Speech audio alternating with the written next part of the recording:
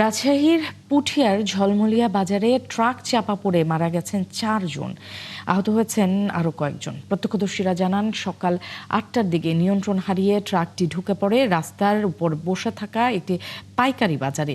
আর fire সার্ভিসের কর্মকর্তারা জানান, ঘন কুয়াশা এবং বিপজ্জনক বাঁকের কারণে নিয়ন্ত্রণ হারায় চালক। বুলবুল আহমেদের প্রতিবেদন। নতুন বছরের প্রথম সকাল, রাজশাহীর পুঠিয়া। রাজশাহী নাটোর মহাসড়কের পাশেই প্রতি সকালে বসে হাট, যেই হাট এসে পড়ে মহাসড়ক পর্যন্ত।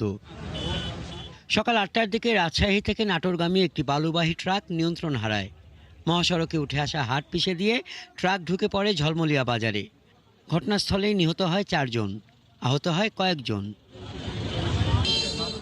রাজশাহী ও নাটোরের দুটি ফায়ার সার্ভিস ইউনিট আহত এবং নিহতদের উদ্ধার করে। গুরুতর আহতদের রাজশাহী মেডিকেল কলেজ হাসপাতালে নেওয়া হয়েছে। কয়েকজনকে চিকিৎসা দেওয়া হচ্ছে পুঠিয়া উপজেলা স্বাস্থ্য কমপ্লেক্সে। ফায়ার সার্ভিসের কর্মকর্তারা জানান, ঘন কুয়াশার কারণে নিয়ন্ত্রণ হারান চালক।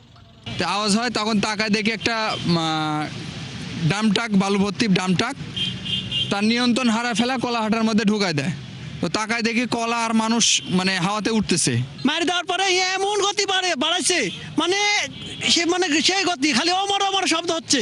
বাবা হাইওয়ে কর্মকর্তা জানান, ঝলমলিয়ায় রাজশাহী নাটোর মহাসড়কের উপরে কলার পাইকারি বেচা কেনা চলে। মহাসড়কের এই অংশে বিপজ্জনক বাঁকও রয়েছে। এখানে রাস্তার পাশেই থাকে হাট, এটা কিন্তু একটা হাটই রাস্তার পাশেই। রোডের ধারে আপনার আপনার যদি একটু করার লোকজন সব রোডে উঠে যায়।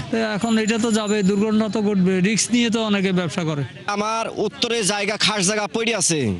খাস জায়গার পুর হইলেও কোলাহাটাটা দিলে, বাজারটা দিলে এই রোডটা ক্লিয়ার থাকবে। অ্যাক্সিডেন্টটা হলে যে একটা ট্রাক ওখান দিয়ে যাচ্ছিল, আজকে ওখানে হাটের দিন, হয়তো গাড়িটা হাট ব্রেক করার কারণে ঘন কুয়াশার মধ্যে গাড়িটা কাইত হয়ে পড়ে হাটে যে কলা ক্রয় বিক্রয় করতে আসে তাদের উপর পড়ে যায় আর কি। নিহতদের কেউ কলা ব্যবসায়ী, কেউ ক্রেতা। পরিবারগুলোতে উঠেছে শোকের মাতম। গলি গলি দিন আমার স্বামী হাটে গেল রে। আমার ভাই খুব পরিশ্রম করে, আমার ভাই খুব ভালো ভাই। আমার আর কি মুখে ভাষায় প্রকাশ করব, কিছু বলতে পারতেছি না। নিহতরা হলেন নাটোর সদরের কাফরিয়া গ্রামের সিয়াম, পাইকপাড়া গ্রামের মুনকের প্রামাণিক, বাগাতিপাড়ার সালাইনগর গ্রামের সেন্টু এবং রাজশাহীর চারঘাটের ইসলাম উদ্দিন। হাসান আহমেদ, ৭১।